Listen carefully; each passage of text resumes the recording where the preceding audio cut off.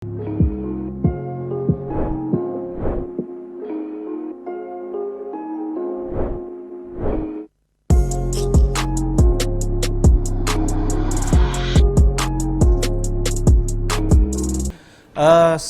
teman-teman atau masyarakat yang ada di sini belum mengetahui apa sih bea cukai itu. Nah, mungkin sore ini saya akan mencoba menjelaskan sedikit terkait dengan bea cukai itu apa sih. Nah, bea cukai itu Bapak Ibu semua itu adalah unit eselon 1 di Kementerian Keuangan. Jadi kita adalah Kementerian Keuangan, kita adalah bagian Kementerian Keuangan, dipimpin langsung oleh Direktorat Jenderal atau Ditjen. Nah, bea cukai itu kalau tugas dan fungsinya tentu orang taunya kan berkaitan dengan impor dan ekspor itu pasti diawasi sama bea cukai.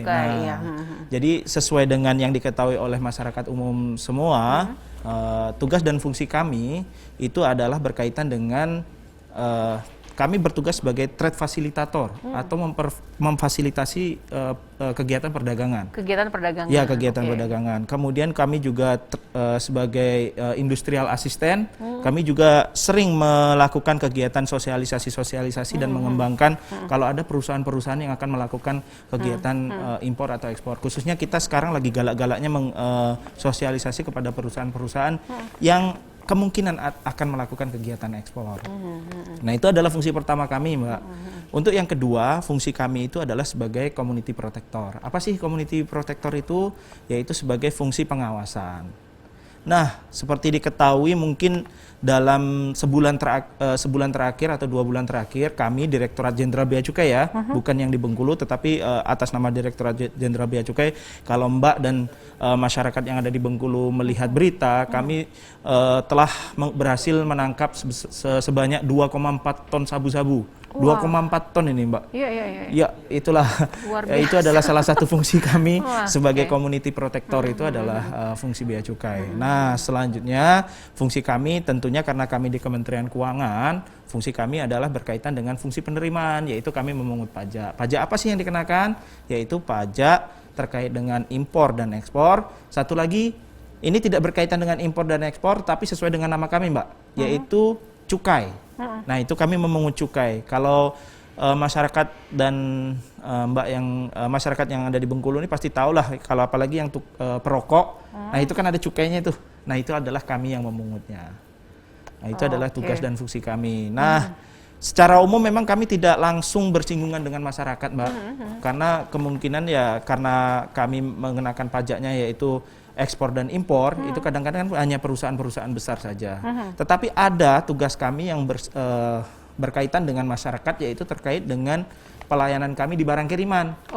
Ya, karena barang kiriman dari luar negeri itu, Mbak, kalau misalkan masuk ke Indonesia, itu pasti akan diperiksa. Apalagi kan sekarang zamannya online shop gitu ya, dikirim dari luar negeri gitu ya kan. Ya, nah, betul. seperti itu masuk ya, Mas ya? Betul, Mbak. Itulah yang kami bilang tadi, mungkin yang agak sering bersinggungan dengan masyarakat luas itu yaitu berkaitan dengan barang kiriman, apalagi dengan adanya wabah sekarang ini, Mbak ya, dengan adanya wabah COVID, mungkin masyarakat juga mulai shifting dari mulai belanja yang sifatnya offline lebih ke belanja yang online kalau zaman sekarang ini.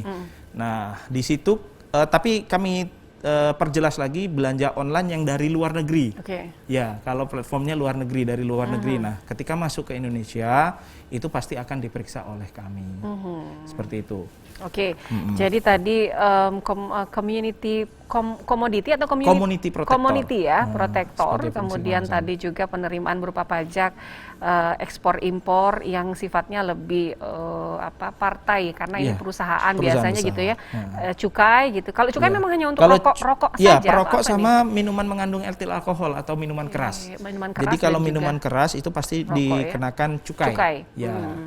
Pada intinya sih sebenarnya sama-sama pajak, tapi penamaan yang berbeda karena bea itu dikenakan oleh pajak perdagangan internasional. Kalau untuk cukai itu sebenarnya pajak dikenakan terhadap barang-barang dengan memiliki karakteristik tertentu. Kekhususan gitu ya. Betul. Yang biasanya harus dikendalikan kayak rokok, terus kemudian minuman mengandung etil alkohol, seperti itu. Oke, seperti itu. Dan terakhir tadi kaitannya pelayanan barang kiriman. Ya betul, pelayanan barang kiriman yang sering bersinggungan ke masyarakat. Oke. Jadi sekarang sasarannya di pelayanan barang kiriman itu siapa dan apa? Kalau untuk siapanya tentu ke masyarakat seluruh Indonesia ya. Apabila dia memang melakukan kegiatan ekspor atau membeli barang dari luar negeri melalui platform-platform yang ada atau sekarang. menjual barang ke luar atau negeri? menjual, kalau menjual kita tidak melakukan pemeriksaan. Ini hanya yang impor yang saja. masuk saja. Ya, yang masuk saja. Baik, kalau baik. kita menjual, kita tidak melakukan pemeriksaan. Oke. Kalau yang masuk saja atau beli dari luar negeri. Sekarang kan banyak platform-platform tuh Mbak, semacam ya kita tahu sama tahu kalau semacam Alibaba atau yang lainnya dan yang lainnya seperti itu kan, apabila dia melakukan kegiatan membeli barang terus kemudian masuk ke Indonesia, itu akan kita periksa terlebih dahulu. Barang tersebut akan kita periksa terlebih dahulu. Biasanya kan kalau untuk di Bengkulu ini melalui pos tuh Mbak. Jadi kita Bea Cukai itu juga ada berkantor di kantor pos yang ada di Tanah Patah ini. Kita juga berkantor di sana. Kita karena barang yang dikirim melalui kantor pos itu kan langsung di Bengkulu dan kita akan lakukan pemeriksaan. Pemeriksaan yang pertama tentu pemeriksaan dokumen. Pemeriksaan dokumen, terus yang kedua kita akan lakukan pemeriksaan fisik terkait barang tersebut. Apakah barang tersebut berbahaya atau tidak? Itu yang pertama. Yang kedua, apakah barang tersebut itu harus membutuhkan izin dari instansi terkait atau tidak? Misalnya kalau membutuhkan izin instansi terkait, misalkan terkait dengan alat kosmetik atau obat-obatan, itu kan harus ada izin dari Kementerian Kesehatan ya, kalau seperti itu. Tetapi kan ada batasan-batasan yang dibolehkan oleh Kementerian Kesehatan. Nah, kalau seandainya melebihi, kalau seandainya tidak sesuai dengan yang dibatasi oleh Kementerian Kesehatan, itu harus ada izin dari sana terlebih dahulu. Dalam artian ini jumlah barangnya ya? Ya, jumlah barangnya. Jika itu sebagai contoh ya, sebagai contoh ya. Tadi salah satu kalau misalkan barang tersebut adalah membutuhkan izin dari instansi teknis terkait. Kalau misalkan tidak ada ya sudah kita kenakan pajak saja. Pajaknya berapa? Itu untuk bea masuk dikenakan flat Mbak, yaitu sebesar 7,5%. Flat dalam artian berapapun jumlahnya? Berapapun, ya terkena adalah 7,5% dari nilai barang tersebut. Dari nilai barang tersebut. Selain bea masuk, itu dikenakan PPN 10%. Nah itu mungkin. Jadi seperti itu ya. betul, Baru mengerti nih sekarang nih saya maupun juga pemirsa. Oh iya gitu ya. Pemirsa, sebelum saya bertanya lagi, Anda juga boleh bertanya, berkonsultasi bersama kami di line phone ya di 0736 21541 0736 21541. Jadi misal ya impor hanya satu barang saja, itu pun juga dihitung ya? Iya. Baik. Impor maupun itu satu atau banyak itu tentu sama saja Mbak. Sama saja ya perlakuannya ya. Perlakuannya sama saja.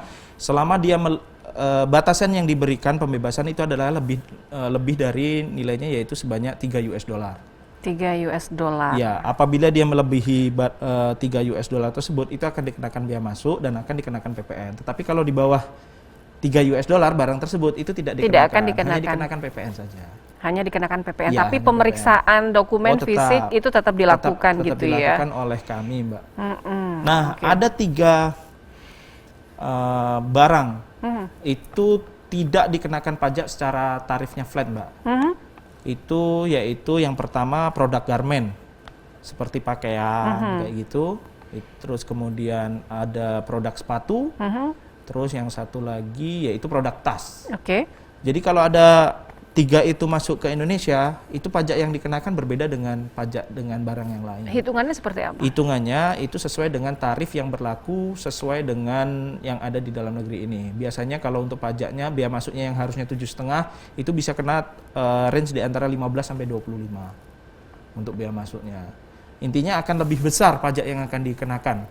Selain bea masuk dan PPN, itu juga dikenakan tarif PPH. Kalau yang tadi barang kiriman kan cuma 2 saja tuh, Mbak. Jadi cuma bea masuk dan PPN. Tetapi kalau untuk 3 barang tadi itu akan dikenakan 3 tadi. Bea masuk, PPN dan masuk, PPN dan PPH.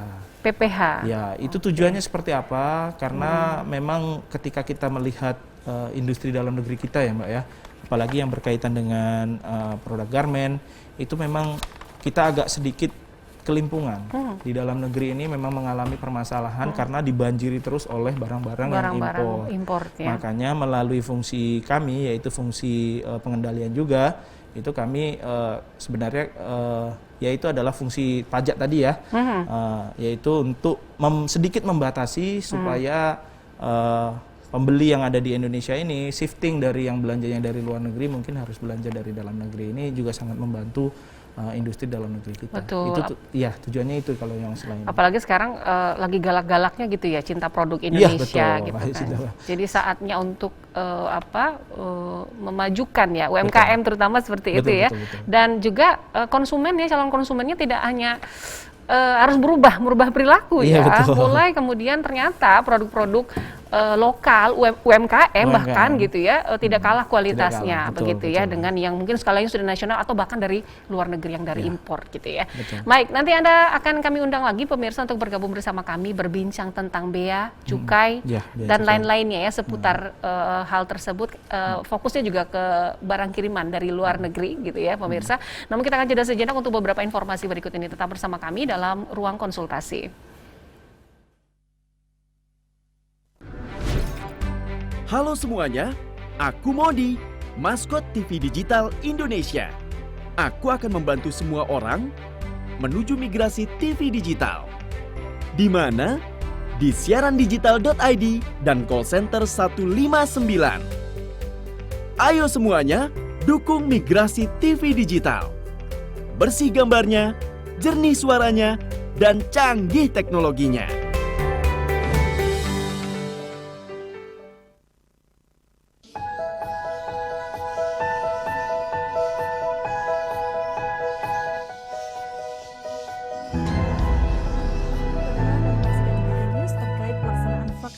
Kak, bersama Cecil Kaswari. Kakak siap nggak divaksin? Kita harus siap divaksin. Kenapa? Karena vaksin merupakan upaya kita untuk mengakhiri pandemi COVID-19.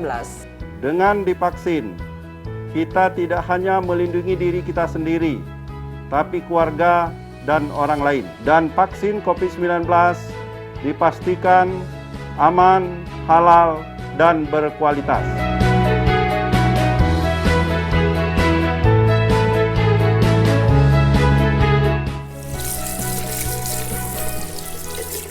Ayo, sukseskan vaksin untuk mengurangi pandemi COVID-19.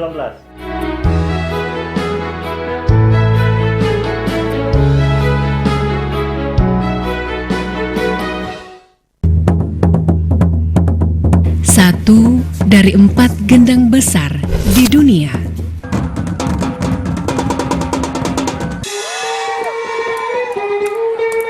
Gendang besar tanpa resonator.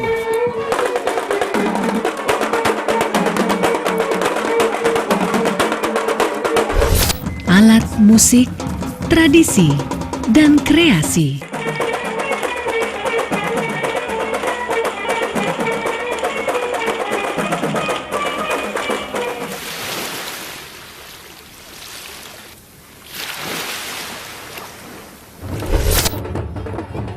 Bicara alat musik Bengkulu, bicara dol, tradisi, kearifan. Bicara dol, bicara Bengkulu.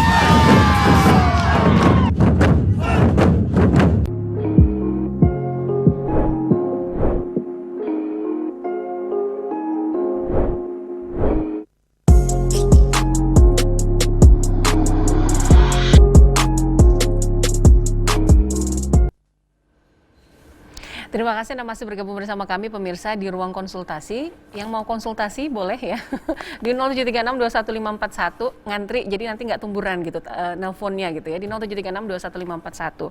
Tema kita masih tentang kepabeanan bersama dengan Mas Dadang Sudarmaji, praktisi bea cukai.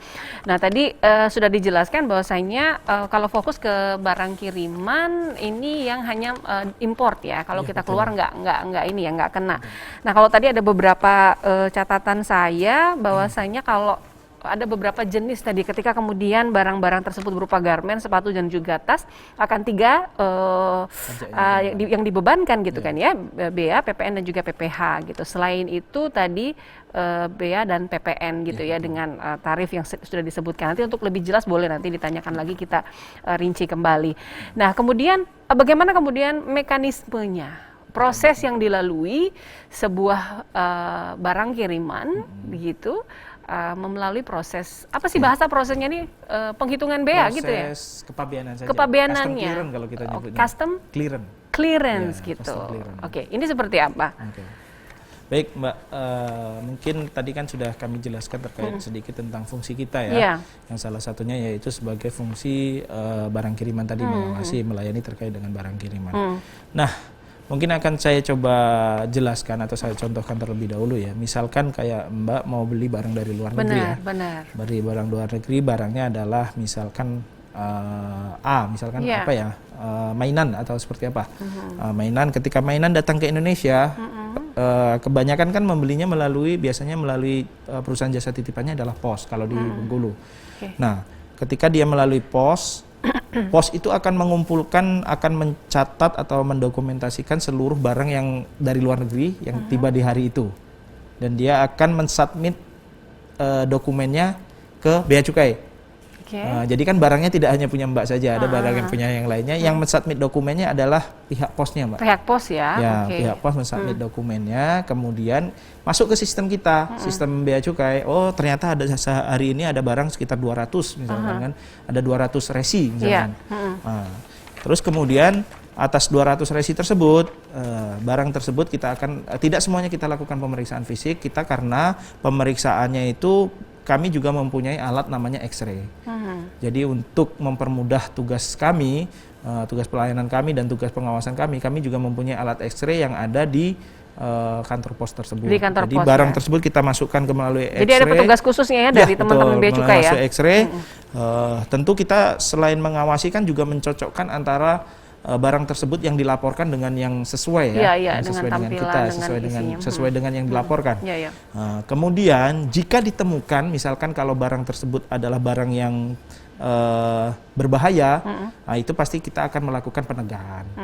Nah itu kalau misalkan barang tersebut, misalkan yang dilaporkan 2, ternyata kenyataan di sini 3, misalkan seperti itu yang kita lakukan adalah mengkonfirmasi ke pemilik barang tersebut.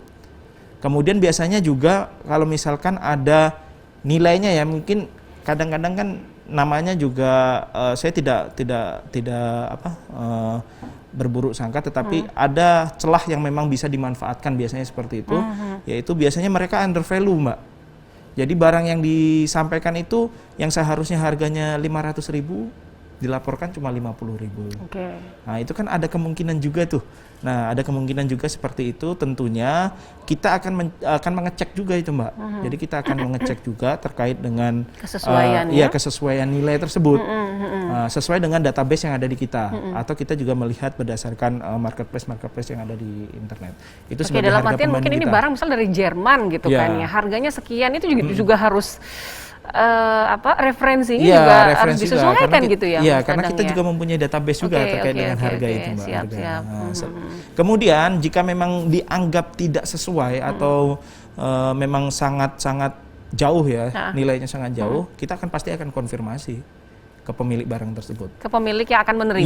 Iya, yang pemilik barang yang sebagai penerima tadi ya. Akan konfirmasi apakah benar harganya segitu gitu kan. Nah, tentu mereka akan melaporkan ke kita. Nah, dengan itulah nanti kita akan melihat kesesuaian antara harga yang disampaikan dengan harga yang ada di dokumen yang disampaikan tadi. Nah, ketika sudah ada harganya, terus pajak kita tetapkan. Pajak kita tetapkan sesuai dengan hitungan tadi, Mbak. Bea masuk itu 7,5%, kemudian PPN itu 10%. Nah, 7,5 itu dari nilai barang, ditambah ditambah ongkos kirim dengan ditambah asuransi, kemudian kalau kita sering menyebutnya adalah nilai pabean. Kalau untuk yang 10% itu dari nilai impor. Nilai barang terus ditambah bea masuk itu adalah menjadi komponen pengalinya. Kemudian ditemukan dapat nilai pajaknya ya. Ketika sudah muncul angka pajaknya misalkan sebanyak 100.000 gitu misalkan ya, barang tersebut adalah pajaknya 100.000, itu akan keluar namanya billing. Nah, billing tersebut itu silahkan dibayar oleh para penerima barangnya. Penerima barang. Ya, penerima barang. Cara bayarnya juga gampang kok Mbak. Apalagi dengan modul penerimaan negara yang generasi ketiga ini bisa bayar tentunya melalui internet banking kan juga bisa. Terus melalui bahkan Tokopedia pun juga kerjasama, bahkan mungkin Alfamart, Indomaret juga ada juga seperti itu. Untuk pembayarannya itu sangat gampang. Ketika sudah dibayar, prosesnya biasanya sih ada yang datang langsung ke kantor pos, Mbak. Nah, dia langsung datang ke kantor pos untuk mengkonfirmasi. Ada juga yang mengkonfirmasinya via email. Nah, kalau yang yang kedudukannya misalkan tidak di Bengkulu, misalkan ada di kabupaten yang lain ya? Kabupaten yang jauh-jauh, itu konfirmasinya melalui email. Ya. Kemudian menginformasikan pertama kali ini kalau dari pihak ini pihak posnya atau pihak pos. Pihak jadi posnya, kita ya? Menyampaikan kembali ke pihak pos yang akan mengirimkan informasi tersebut. Melalui kalau pos sepertinya juga kayaknya mereka mulai punya kanalnya sendiri ya mungkin Mungkin kanalnya juga apakah melalui surat resmi seperti itu atau mungkin menggunakannya biasanya ada yang jelas kita kan ada nota permintaan dokumen dalam bentuk surat. Dalam bentuk surat seperti nota permintaan dokumen kita kasihkan ke pihak pos untuk meminta dikirimkan ke pengguna jasa tersebut. Tapi terkadang Mbak, kalau untuk pengguna jasa yang sudah kekinian ya, sudah kekinian itu kan sebenarnya bisa juga mereka mengecek di halaman kita tuh. Kita mengecek sendiri? Iya, mengecek sendiri. Ada namanya beacukai.go.id/barang kiriman. Nah, itu ketika nomor resi kita masukkan di situ, nanti akan muncul informasinya barang tersebut tuh sudah sampai mana, status terakhirnya gitu. sebenarnya. Termasuk pajak-pajaknya tadi kelihatan nggak kalau di situ? misalkan statusnya ada nota permintaan dokumen, sebelum dikenakan pajak kan ada nota permintaan dokumen tuh misalkan ya. Nanti akan muncul di halaman tersebut nota permintaan dokumen misalkan bukti bayar, NPWP dan yang lainnya akan ada di situ, silahkan. Banyak juga ya gitu ya. Iya, baik. seperti itu. Jadi proses by prosesnya sudah diarahkan tentunya ya, sehingga kemudian informasi didapatkan, dibayarkan tanpa perlu berhadapan langsung juga bisa gitu ya, apalagi di zaman pandemi COVID ini. Ya, betul, bisa. Nah, pertanyaannya sekarang, karena saya belum pernah ya, saya sendiri belum pernah barang, ya? membeli barang dari luar gitu kan, betul, walaupun betul. saya menggunakan salah satu apa namanya ya, belanja online gitu, tetapi walaupun katanya dikirim dari luar negeri, tapi nggak ada tuh yang kayak gitu. Nah, bisa jadi kan saya nggak tahu nih seperti itu kan. Nah, jadi yang disimpulkan adalah bahwa kemudian dihitung, diperkirakan dulu, kemudian ditetapkan apa namanya, pajaknya, baru kemudian diinformasikan dan dibebankan kepada si penerima itu sendiri. Memang prosesnya seperti itu. Ya, Apakah tidak ada proses dibebankan di awal dari kan bayar nih ke ini yang kita beli nih ke apa namanya? Ke shopnya gitu. Kalau metode seperti itu yang saya ketahui adalah metode apabila pembelian barang tersebut tidak melalui jasa pos. Jadi perusahaan jasa titipan kan banyak ya. Tidak hanya pos saja, misalkan FedEx, DHL, seperti itu kan. Ini kan strategi bisnis mereka ya. Kita tidak tahu ya, tidak tahu sama tahu mengenai strategi bisnis perusahaan jasa titipan tersebut. Yang saya ketahui kayak FedEx, DHL itu memang dia menalangi terlebih dahulu. Makanya kemudian kalau barang-barang dari mereka itu lebih tinggi nih biasanya gitu kan. Ketika dia menalangi terlebih dahulu, terus barang dikirim ke rumah, ini nggak tahu menau, yang jelas kan dia udah selesai prosesnya gitu aja, tinggal pajaknya dikenakan sebesar ini gitu. Nah, kalau yang pengguna jasa, yang penerima barangnya itu seperti itu. Kadang ya itu kadang-kadang muncul juga, misalkan ada kekecewaan juga, misalkan kok nilainya tinggi betul pajaknya. Itu sering juga telepon ke kalau untuk di Bengkulu kan kebanyakan kan melalui pos. Tapi saya pernah di Jakarta, tugas di Jakarta juga. Itu sering juga dari yang pelanggan yang saya sebutkan tadi, selain pos tadi, itu juga menanyakan kok pajaknya tinggi, pajaknya segitu. Itu ada kemungkinan terjadi juga. Tapi proses untuk pemeriksaan yang tadi yang sifatnya dokumen, fisik dan sebagainya di luar pos itu juga tetap sama, melalui tetap sama. Gitu ya? Itu hanya kayak strategi bisnisnya masing-masing perusahaan lah. Kalau perusahaan kan ada yang nalangin dulu untuk membayar pajaknya gitu kan.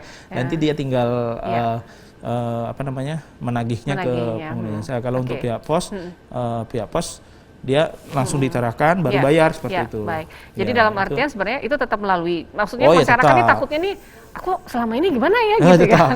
Jadi memang tetap melalui, tetapi beda tipe metodenya saja metode gitu tergantung ya. strategi bisnisnya masing-masing. Jadi dibebankan ke sellernya, tetapi nilainya meningkat yang dibayarkan untuk bisa dimungkinkan seperti itu karena mungkin ada jasa ya. Ada jasa ya, kita bicara jasa. Tapi kalau untuk pajak tetap sama aja, maupun pos sama ini tetap sama aja.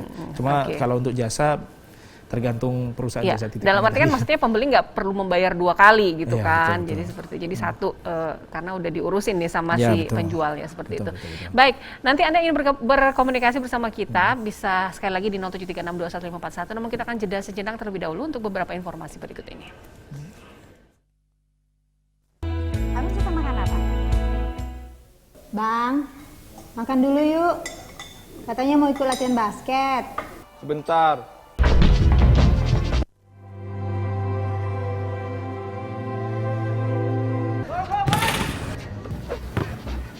Alpian, ayo latihan. Kita udah kumpul semua nih. Nanti aja dulu. Bang, badan Ade panas. Tengah petik sebentar ya, beliin obat. Sebentar. Bang.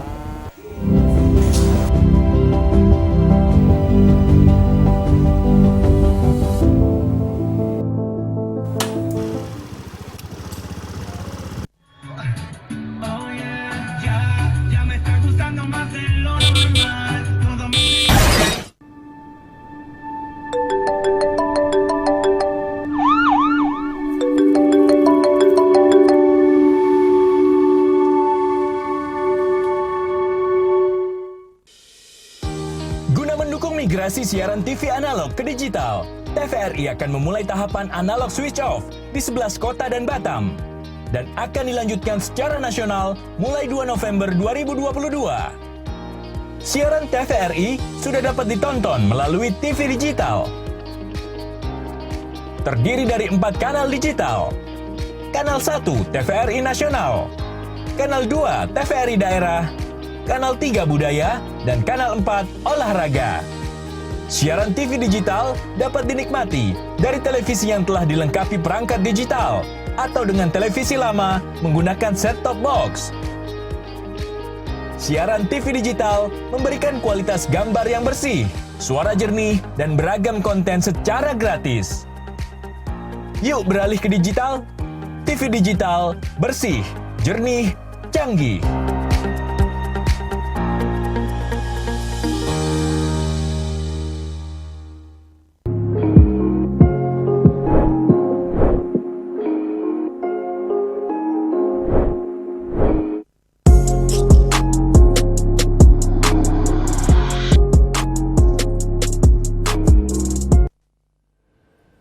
Anda masih bergabung bersama kami dalam ruang konsultasi TVRI Bengkulu. Handphone masih kami buka kembali, masih ada sekitar setengah jam ya kebersamaan kita di 0736211541 yang belum bisa bergabung tadi atau baru hadir bersama kita di sore hari ini. Silakan untuk berkonsultasi seputar kepabeanan gitu ya. Fokusnya juga terutama tentang barang kiriman dari luar negeri atau impor gitu.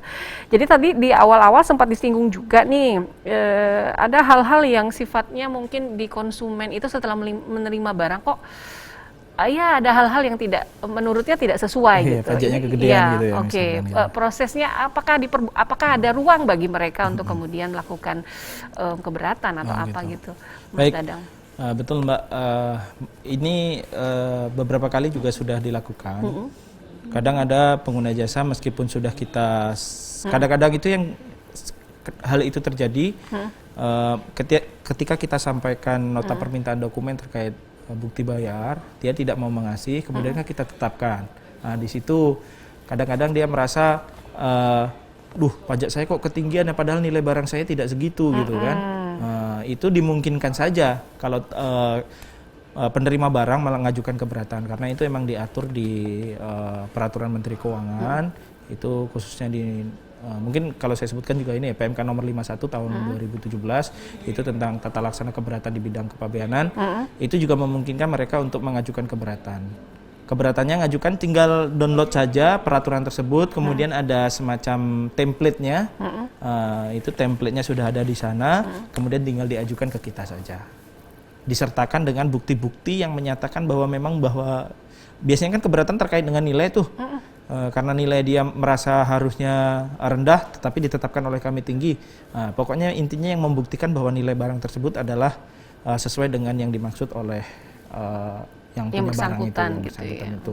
Jika memang ketika ketika mengajukan keberatan kan putusannya tinggal 2 tuh, diterima atau ditolak. Selama 60 hari apabila tidak ada jawaban dari kami itu pasti akan diterima keberatan tersebut. Tetapi jika ada jawaban dari kami bisa saja diterima, bisa saja tidak diterima atau ditolak keberatan tersebut. Tetapi kita membuka ruang tersebut untuk mengajukan keberatan. Pernah terjadi case seperti itu, Mas Dadang? Biasanya produk seperti apa sih yang kebanyakan itu terkait dengan elektronik ya. Elektronik? Iya, karena elektronik itu mungkin berbeda, mungkin jenisnya sama, berbeda spesifikasi saja kan pengaruhnya bisa beda jauh tuh harganya itu. Benar. Itu juga terjadi juga hal seperti itu. Nah, pada intinya sih selama pemilik barang tersebut bisa membuktikan bahwa nilai barangnya adalah segitu, kami akan lakukan penyesuaian terkait dengan nilai barang.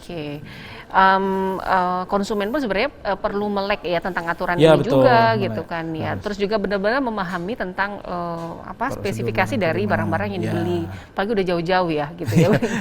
Tapi mudah-mudahan kalau sekarang kan banyak sekali produk-produk ciptaan anak bangsa di dalam negeri yang sudah menyaingi ya kualitas-kualitas luar negeri. Jadi sebenarnya jadi pilihan pertama juga sih barang-barang di Indonesia seperti itu ya. Nah kemudian kadang-kadang misalnya punya saudara di luar negeri gitu ya, terus kemudian ulang tahun dikirimin hadiah gitu, itu seperti apa? Masih ini hadiah loh, masa dikenain pajak juga gitu? Kalau masyarakat mungkin pikirnya gitu, Mas Dadang. Betul, itu memang beberapa kali juga terjadi juga ya, Mbak ya. Karena kan tadi kan kita menyebutkan bahwa nilai barang itu ada nota permintaan dokumen kan terkait dengan bukti bayar. Nah, bagaimana sih kalau misalkan seandainya barang tersebut adalah barang hadiah atau barang semacam dikasih percuma lah ya? Iya benar. Dikasih percuma. Nggak ada bayar-bayarnya gitu. Atau bahkan itu barang milik dia yang ada, misalkan kalau tenaga kerja Indonesia yang dari luar negeri, dia sudah di Indonesia ternyata barangnya masih ada di sana dikirim gitu ya. Itu perlakuannya sama saja, Mbak. Jadi kalau barang tersebut misalkan adalah barang hadiah, itu ketika masuk ke Indonesia itu akan ditetapkan nilai barangnya sesuai dengan database yang ada di kita atau dengan harga yang ada di marketplace yang ada. Seperti itu. Jadi tetap nilai barangnya adalah berdasarkan penetapan kami. Karena kalau kita lucu-lucuannya sih, Mbak ya. Kalau lucu-lucuannya aja kan, kalau misalkan barang tersebut nanti dikirimnya hadiah semua, berarti kan kalau misalkan tidak kena pajak kan juga wah rugi dong kita. Bukan rugi sih istilahnya kan, tentu tidak akan adil dengan orang yang memakai yang ada di dalam negeri gitu. Dokumen pendukung lain yang harus dibuktikan ada nggak ketika itu hadiah gitu? Tidak perlu, karena kita akan kalau misalkan dia memang menyatakan bahwa barang itu hadiah ya silahkan, tinggal dinyatakan aja barang itu hadiah, tetapi tetap akan kita kenakan pajak berdasarkan dengan nilai yang ada di pasaran seperti itu. Jadi ya tentu tetap membayar pajak pada intinya seperti itu sih. Intinya tetap membayar pajak ya. Begitu ya ibu-ibu, bapak-bapak ya. Di 0736 kami buka 0736 21541 bagi Anda yang ingin bertanya seputar bea cukai di 0736 21541. Oke. Jadi kalau balik lagi saya baru ingat nih ada satu pertanyaan kaitannya tadi dengan yang keberatan nih. Misalnya itu mengajukan keberatan. Kemudian sudah ada hasilnya entah itu ditolak ataupun juga diterima, kemudian tidak diselesaikan atau tidak proses lebih lanjut oleh si penerima. Statusnya seperti apa barang itu nanti? Ada maksimal waktu kah atau seperti apa sih? Kalau terkait dengan hal tersebut, artinya kan barang tersebut, misalkan ketika sudah kita tetapkan ternyata tetap ditolak ya. Misalnya, aduh aku berat banget mau bayar lagi, ini misalnya gitu nih ya. Barang itu ada istilahnya kalau di kita, barang tidak dikuasai pertama. Kemudian statusnya akan naik menjadi barang dikuasai. Kemudian yang terakhir adalah barang milik negara. Pengertian barang tidak dikuasai adalah apabila 60 hari itu tidak dilakukan pengurusan, itu barang tersebut akan menjadi barang tidak dikuasai. Oke. Masih diberi waktu nih, masih diberi waktu 30 hari. Nah, ketika 30 hari barang tersebut tidak diurus, itu juga barang tersebut akan berstatus menjadi barang dikuasai negara, atau kita sebutnya BDN.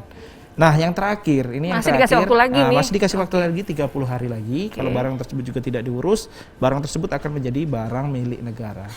Ketika statusnya sudah menjadi barang milik negara, itu artinya barang tersebut apabila ada nilai barangnya ya, ada nilai barangnya, itu pasti kita akan serahkan ke pihak KPKNL untuk dilakukan lelang. Oke, oh gitu ya. Jadi prosesnya seperti itu. Kalau misalkan tidak ada nilainya, misalkan kan sering juga tuh barang-barang yang misalnya barang-barang mengandung pornografi ya, misalkan seperti itu ada juga, itu tentu kita akan musnahkan kalau misalkan ada barang tersebut. Jadi maksimalnya 60, 30, 34 bulan betul, ya? 4 4 bulan. bulan. Tapi ya rugi-rugi aja gitu ya? Ya, itu tergantung pemilik barangnya. Pemilik barangnya gitu kan ya. Pada intinya kan kita Bea Cukai kan menjalankan sesuai dengan apa yang telah ditetapkan di peraturan. Kami yakin juga apabila kita juga dari masyarakat yang ada di Bengkulu atau di masyarakat yang ada di Indonesia ini taat membayar pajak kan juga hasilnya juga untuk ke masyarakat kembali. Oke, jadi penuhilah kewajiban kalau Anda sudah membeli gitu kan ya, betul. Apalagi dari luar negeri. Kalau nggak mau repot ya dari dalam negeri. Oke, itu tadi prosesnya.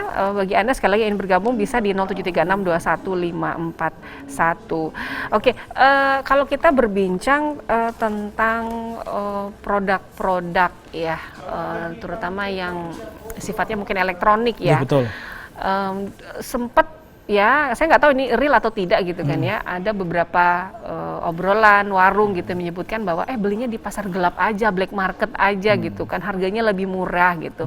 Itu apakah memang ada terjadi gitu kemungkinan-kemungkinan atau peluang-peluang itu, dan bagaimana kemudian barang-barang tersebut apakah setelah masuk itu sifatnya bisa digunakan, kemudian pajaknya gimana gitu, Mas Dadang, boleh dijawab?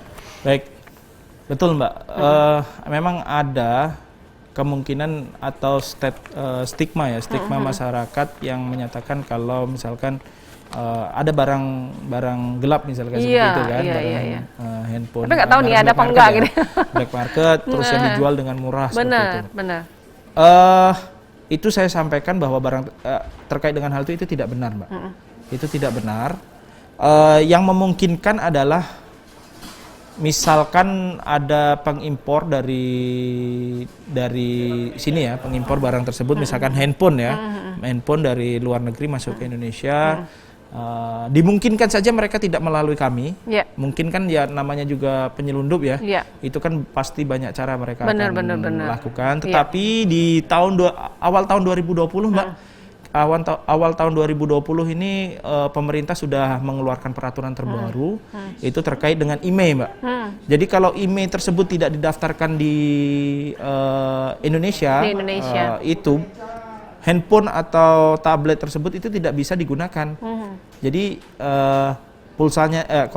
datanya itu tidak akan terpakai. Nggak bisa aktif. Nah itu untuk salah satunya supaya tidak terjadi penyelundupan handphone atau barang elektronik seperti itu. Anggaplah mungkin tidak membeli melalui pasar gelap ya. Tetapi adakah kondisi-kondisi tertentu yang dimungkinkan pembelian barang elektronik atau kepemilikan barang elektronik itu ketika masuk ke Bengkulu ya, ke Indonesia gitu, tidak bisa digunakan? Ada kondisi-kondisinya nggak? Mungkin bisa dijawab, tapi nanti nih jawabnya. Oke. Kita akan jeda dulu sejenak untuk beberapa informasi berikut ini. Pemirsa tetap bersama kami di ruang konsultasi TVRI Bengkulu.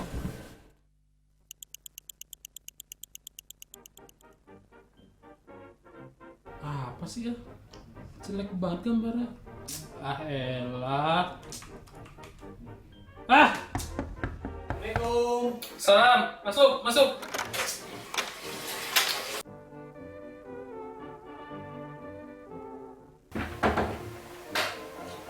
Ada apa? Lihat tuh.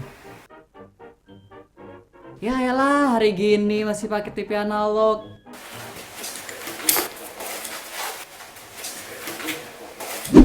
Pakai digital. Hah? Digital?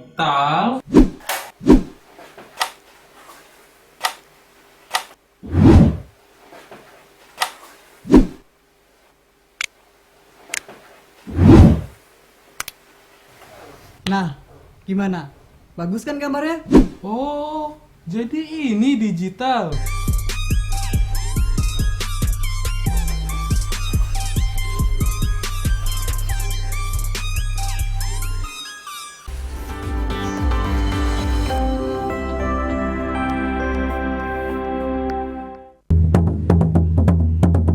Satu dari 4 gendang besar di dunia.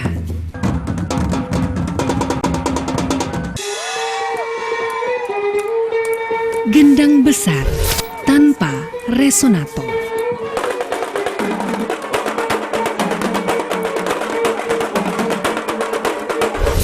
Alat musik, tradisi, dan kreasi.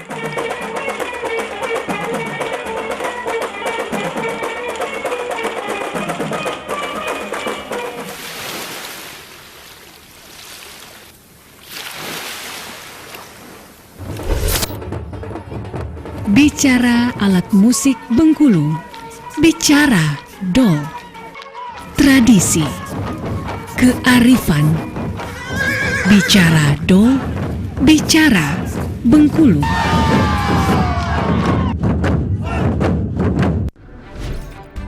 Halo semuanya, aku Modi, maskot TV Digital Indonesia.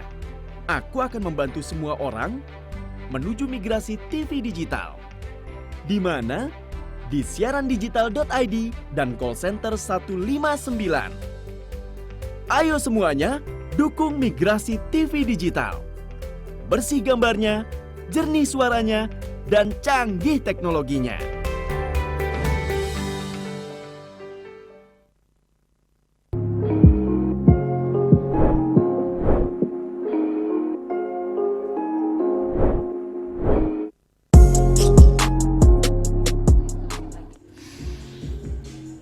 Terima kasih Anda masih bergabung bersama kami dalam ruang konsultasi. Waktunya singkat, mungkin tidak usah telepon dulu ya pemirsa. Nanti mungkin ada kesempatan berikutnya kita ngobrol sama praktisi Bea dan Cukai. Nah tadi sebelum jeda saya nanya soal, ada nggak sih kasus-kasus ya pembelian barang-barang elektronik. Tadi barang elektronik kategorinya handphone gitu ya.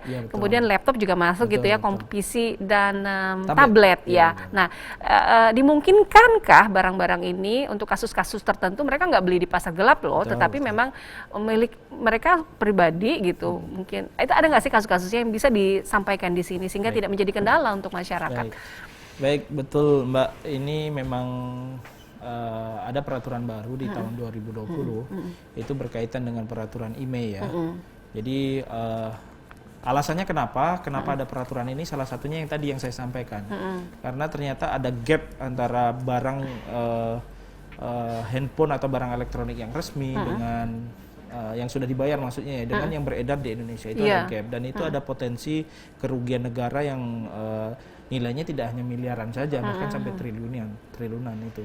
Nah itulah kenapa muncul di aturan tahun 2020 itu adalah aturan IMEI.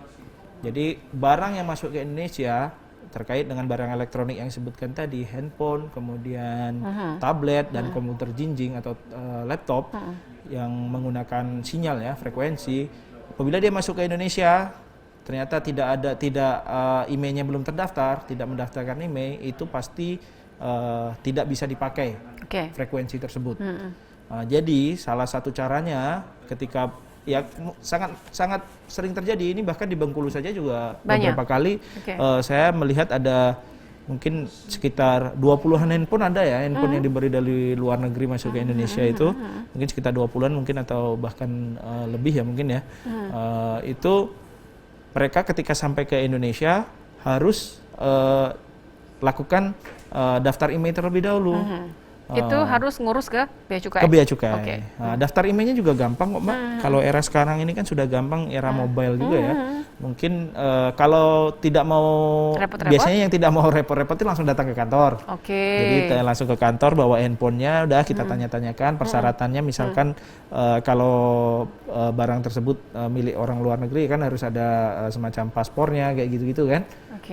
Misalkan kalau dia datang ke ini harus ada paspor. Kalau dia TKI misalnya udah balik ke sini. Ya, mereka kan biasanya ada paspornya tuh. Oh, ada, kemarin dari sana gitu ya? Ya, dari sana, dari ke sini. Kayak seperti itu, mereka tunjukkan saja kalau barang ini emang dari luar negeri masuk ke Indonesia. Udah, selanjutnya kita lakukan tidak pendataan. Perlu alat bukti misalnya dia belanja di sini di luar nggak perlu. Perlu juga karena itu sebagai salah satu alat perhitungan pajaknya nanti. Jadi tips untuk teman-teman TKI atau yang dari luar negeri kalau di sini mau pakai alat-alat elektroniknya tadi disimpan lah ya bukti pembayarannya. Sebenarnya atau enggak juga? Itu kan untuk menunjukkan bahwa nilai barang tersebut ya Mbak ya. Pada intinya sih seperti Tapi itu. Jika memang tidak ada kan kita pasti, mekanisme sekarang kan banyak ya. Dengan marketplace yang ada, dengan database yang kita punya. Jadi nggak perlu, misalnya nggak ada nih dokumen itu nggak apa-apa. Tetapi kan memang yang seharusnya kan harusnya ada ya seperti itu. Kalau apalagi yang baru seperti itu kan. Kalau baru mereka harus daftarkan saja ke kita. Kalau tidak mau repot-repot, kadang-kadang orang datang langsung ke kantor. Tetapi ada juga yang langsung mereka sendiri Mbak. Mereka tinggal download aplikasi mobile Bea Cukai. Cari di aplikasi di Play Store ya Bea Cukai. Di Play Store. Kemudian dia tinggal ada di situ khusus inquiry berkaitan dengan email. Inquiry email. Inquiry email udah tinggal isikan data-data apa saja. Kemudian sudah tinggal cetak, billing, keluar. Bayar, daftar ke kita. Seperti itu. Apa saja yang dibayar ini? Kalau yang dibayar yang jelas pajaknya ya. Ada bea masuknya juga. Bea masuk PPN dan PPh. Penghitungannya kalau seberapa untuk perhitungannya itu sesuai dengan MFN Mbak. Apa tuh? Range-nya sekitar 10%, kemudian PPN-nya juga 10%, kemudian untuk PPh-nya itu tergantung apakah mempunyai NPWP atau tidak ya. Kalau ada NPWP itu 10%, kalau tidak ada NPWP itu dikenakan 20%. Mungkin saya masih izin bertanya nih, persentase tadi dihitung di harga kekinian atau pada saat dia beli? Pada saat mereka beli kalau untuk harganya. Misalkan 5 tahun yang lalu nih belinya, kalau sekarang harga pasarannya udah ini down gitu. Kalau kayak gitu sih jarang sih terjadi ya Mbak. Kadang mereka tuh handphone baru sih kadang-kadang yang dibeli itu. Ya itu salah satunya untuk karena ada gap, ada potensi pajak yang hilang. Nah itu salah satunya ya biar membayar pajak sih seperti itu. Nah, jadi itu emang kami informasikan dan kami sampaikan juga ke masyarakat yang ada di Bengkulu. Jangan panik kalau misalkan dari luar negeri. Aduh, kenapa handphone aku gitu? Handphone tidak ada sinyalnya gitu ya. Ya udah tinggal datang langsung saja ke Bea Cukai, tentunya ya dengan membayar pajak terlebih dahulu. Satu pertanyaan terakhir nih terkait ini, biasanya kalau urusan Bea Cukai dan sebagainya ini kadang-kadang tuh ada calo-calo gitu ya, penipuan. Nah, ini seperti betul, ini seperti apa nih kasusnya? Mungkin diinformasikan ke kita nih. Ini pas banget pertanyaannya. Memang terkait dengan penipuan ini mungkin sebelum saya tugas di Bengkulu, saya tugas di Jakarta. Itu mungkin hampir tiap hari ya ada pertanyaan seperti itu. Pertanyaan dari masyarakat terkait dengan penipuan yang mengatasnamakan Bea Cukai. Modus yang sering dilakukan itu yang pertama yaitu berkenalan dengan orang luar negeri. Jadi misalkan ini biasanya yang disasar adalah para kalau kita menyebutnya emak-emak ya. Emak-emak. Saya emak-emak juga nih, sasaran ini. Itu kan kadang-kadang itu yang menjadi sasaran. Jadi ibu-ibu ini berkenalan dengan orang luar negeri, ya mungkin terjadi inilah ya. Pokoknya intinya ada romantisme atau seperti apa. Kemudian biasanya gitu ya? Ya, biasanya gitu. Terus kemudian dijanjikan akan dikirimkan barang. Barang elektronik misalkan seperti semacam HP atau semacam pokoknya barang-barang yang berharga lah. Berharga. Bahkan ada yang ngomong katanya dikirim uang seperti itu. Nah, ketika di Indonesia, mereka bilang nanti yang itu kan sindikat ya, pasti sudah sindikat. Sindikat itu tersebut ngomong, oh barangnya ini ditahan sama Bea Cukai. Silahkan bayar terlebih dahulu sebesar ini misalkan. Gitu. Baik Mas Dadang, mungkin bisa dipadatkan waktu kita sudah. Ya misalkan seperti itu. Jadi ya artinya ya dengan adanya seperti itu kan panik ya. Iya. Panik, ternyata ada yang sebagian sudah bayar. Kalau yang belum bayar, itu beberapa kali saya juga telepon saja ke kontak center Bea Cukai kita, yaitu di 1.500-225 kalau misalkan ada modus-modus seperti itu. Terus ada juga yang biasanya juga mereka itu mengancam, Mbak, dengan ada mengancam. Misalkan barang ini dari luar negeri, barang kamu itu mengandung apa misalkan barang yang dilarang oleh negara, misalkan pokoknya kalau tidak nanti akan saya tangkap seperti itu kan. Itu juga sering juga terjadi dengan modus seperti itu. Jadi tapi intinya mereka minta uangnya kemudian dikirim ke rekening pribadi. Nah, jadi sebenarnya udah kelihatan nih sebenarnya gitu. Jadi cuma memang harus hati-hati ya. Gimana ya? Kadang-kadang kita justru malah kita jelaskan sama yang sudah terkena penipuan ini justru ngotot ya gitu. Ngotot malahan. Ya, karena udah rugi tadi gitu ini ya. mengingatkan kepada masyarakat yang ada di Indonesia, khususnya yang ada di Bengkulu, jangan mudah tertipu. Terkait dengan bea cukai itu tidak pernah membayarnya ke rekening pribadi, pasti melalui billing, dan itu billing tersebut adalah bayarnya akan disetorkan ke rekening kas negara. Kalau ada yang abu-abu, kontaklah bea cukai. Ya betul, di 1.500-225 saja itu paling gampang. 1.500-225? Oke. Terima kasih Mas Dadang atas kehadirannya hari ini. Mudah-mudahan informasi yang disampaikan tadi sangat membantu ya kepada kita semua, apalagi yang sifatnya menerima atau membeli barang-barang dari luar negeri, tapi tetap cintai produk Indonesia ya. Saya Sina Farita mewakili kerabat kerja yang bertugas, mohon pamit undur diri. Terima kasih. Wassalamualaikum warahmatullahi wabarakatuh. Oke, makasih Mas Dadang.